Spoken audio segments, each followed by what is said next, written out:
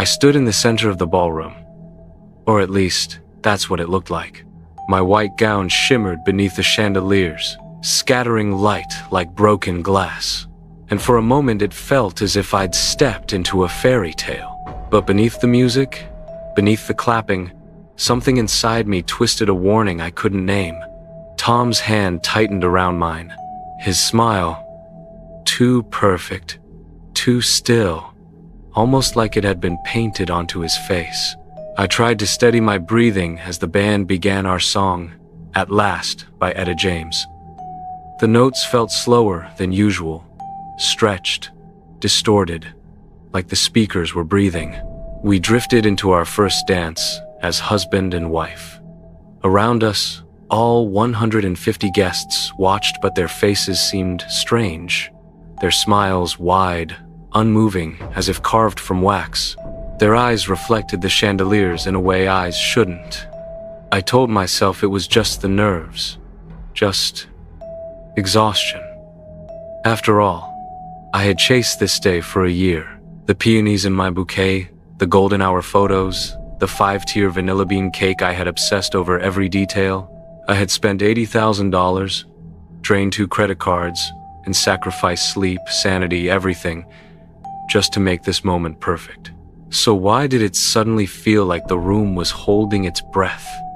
Why did it feel like I'd stepped into a dream that wasn't mine? I was 32, a girl from Chicago who thought this day would be my forever, but forever shattered the moment the ballroom doors slammed open.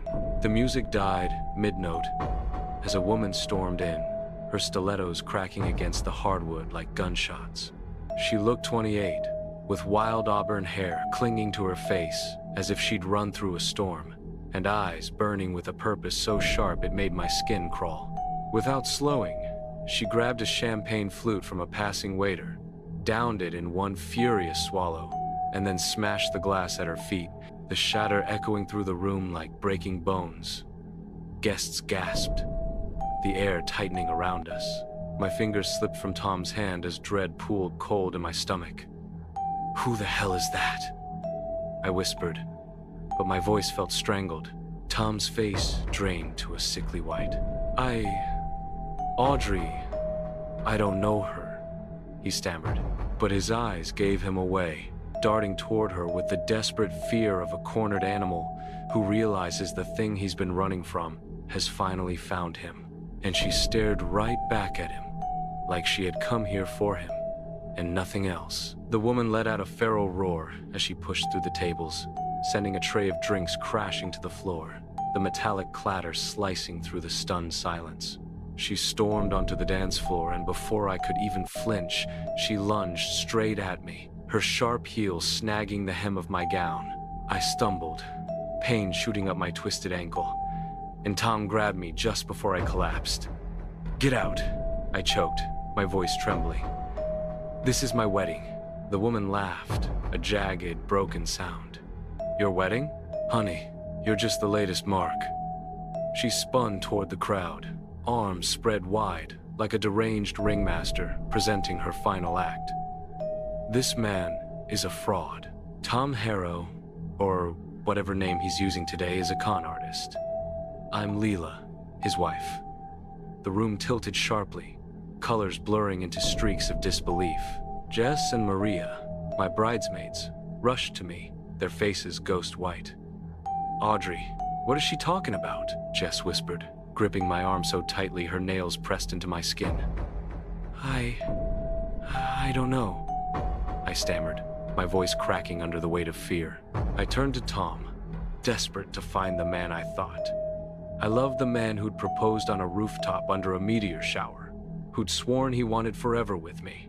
But his jaw was clenched, his gaze fixed anywhere but on mine, as if looking at me might shatter the last lie he had left. "Tell her, Tom," Leela hissed, stepping toward us with the slow, hungry confidence of someone who had been waiting years for this moment. "Tell her how you married me in Vegas 3 years ago, how you emptied my savings, how you vanished, and tell her about the others." My stomach lurched. "Others?" I whispered, my voice barely audible over the rising panic in the room. Tom opened his mouth, but nothing came out. Not a word, not a denial, not even a lie. Leela let out a cold laugh. "Oh, sweetheart, you're number 4, or maybe 5. He has a type smart, trusting, women with just enough money to bleed dry." A ripple of murmurs spread through the crowd, phones lifted, cameras recording, whispers slicing through the air like knives. My mother stood frozen beside the cake, one trembling hand pressed over her mouth as if holding back a scream.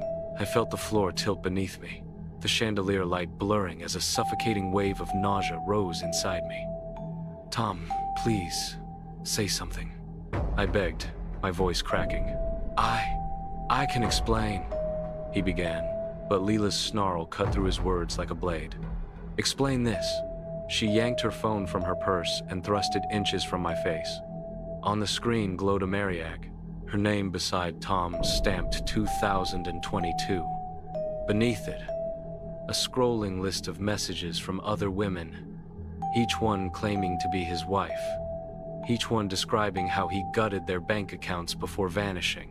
My knees buckled, the room tilting as if the floor itself was slipping away, and Jess grabbed me before I collapsed, her voice sharp with protective fury.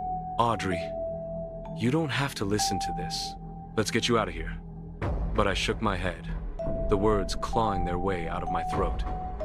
"No, you're telling me he's done this before? To you? To others?" Leela's expression softened for the first time, a flicker of pity buried beneath all that rage. "I found out last year," she said quietly.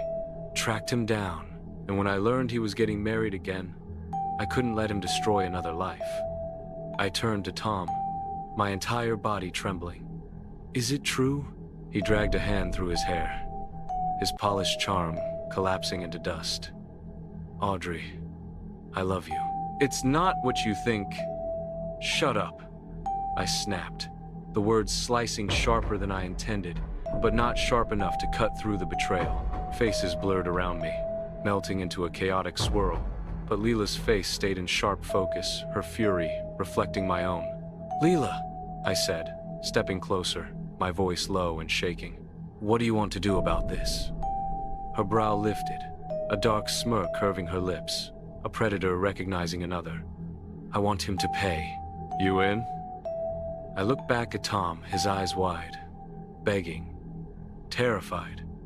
But all I saw staring back at me was the empty shell of a man built on lies.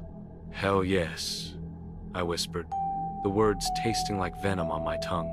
Leela and I slipped out of the reception, leaving Tom swallowed by a sea of horrified guests, their stares burning into him as he squirmed under the weight of his own secrets.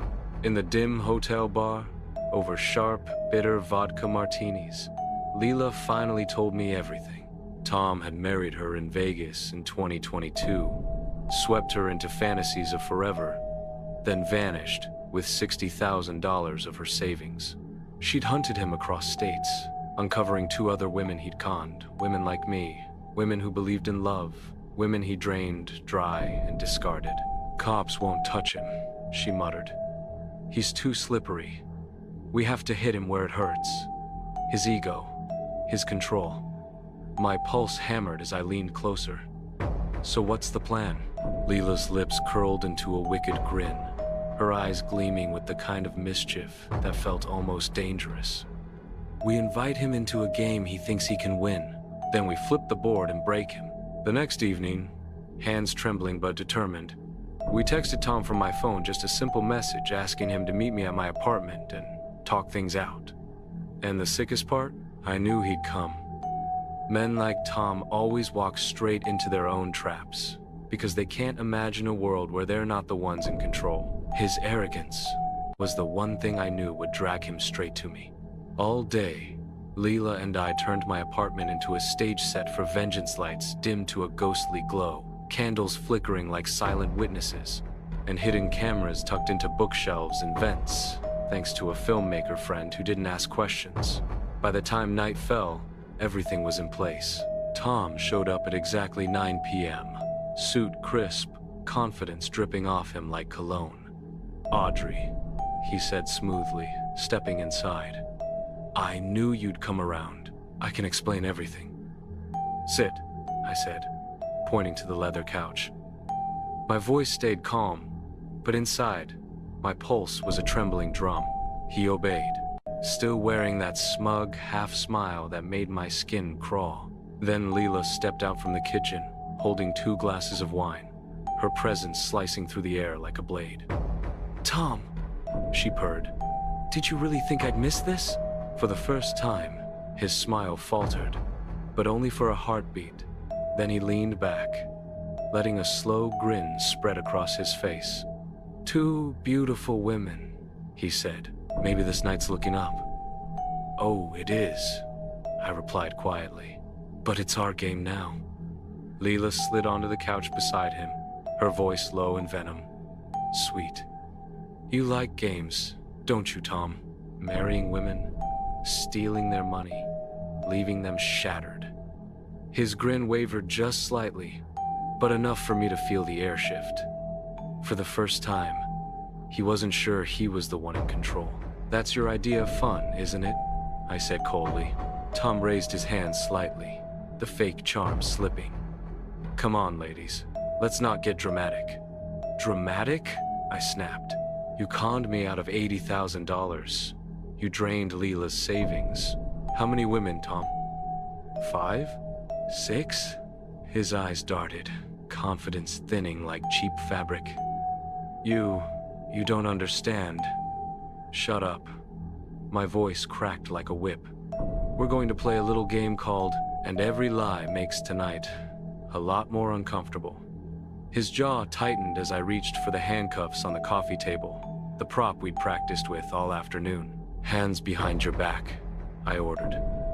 Tom hesitated, but one cold, unblinking stare from Leela froze him in place. Slowly, he obeyed. I snapped the cuffs around his wrist tight enough to make him wince, tight enough to remind him that this time, he wasn't slipping away. Hidden cameras captured every second, quietly feeding the footage into the private server Leela had rigged hours earlier. I stepped in front of him, my voice slicing through the flickering candlelight. First question, how many women have you married? Tom swallowed. Just you and Leela, I swear. Leela let out a low, dangerous laugh, the sound of a fuse burning. Without breaking eye contact, she snagged a bottle of whiskey from the table, poured a single shot, and held it to his lips like an executioner offering a final prayer. Drink, Leela commanded, her voice sharp as a blade. Tom obeyed, gulping down the whiskey, coughing as the burn clawed down his throat. Wrong answer, she snapped, eyes blazing. We know of at least 3 others. Try again. His gaze flicked frantically between us, sweat beading at his hairline. Okay, 5. That's it, he stammered, voice cracking. Names, I said, my tone icy and deliberate. He rattled off 3: Claire, Megan, Sarah, each name trembling on his lips. Leela's phone flashed in front of him.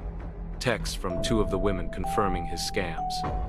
A digital knife twisting in his chest.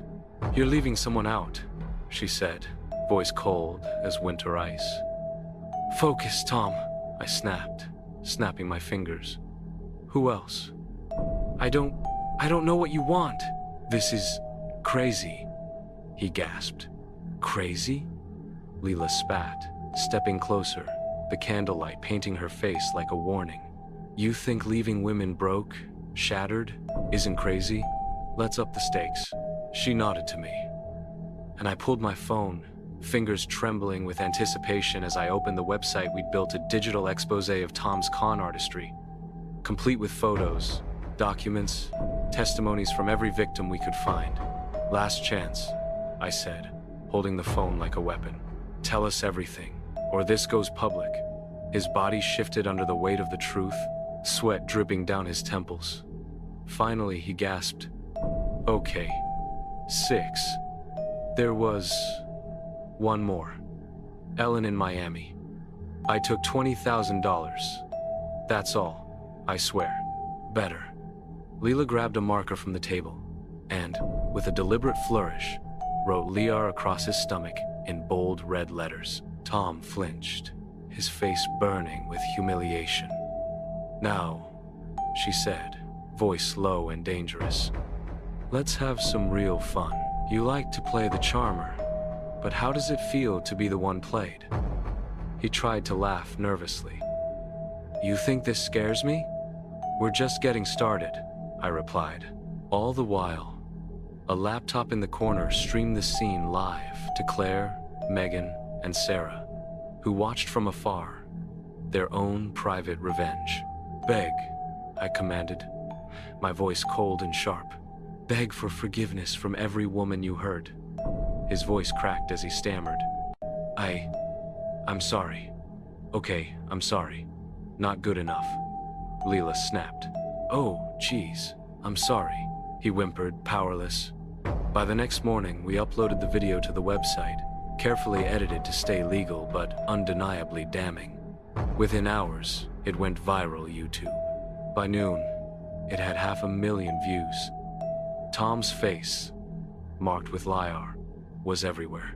He left Chicago that night, but his reputation was shattered, and the women he'd conned, including me, split the donations from our website $30,000, enough to ease the sting of our losses. Leela and I became friends, bonded forever by that night of fire and retribution. But even 3 years later, I can't shake the memory. My name's Becca, 29, single mom, night shift nurse at Street Luke's Nashville.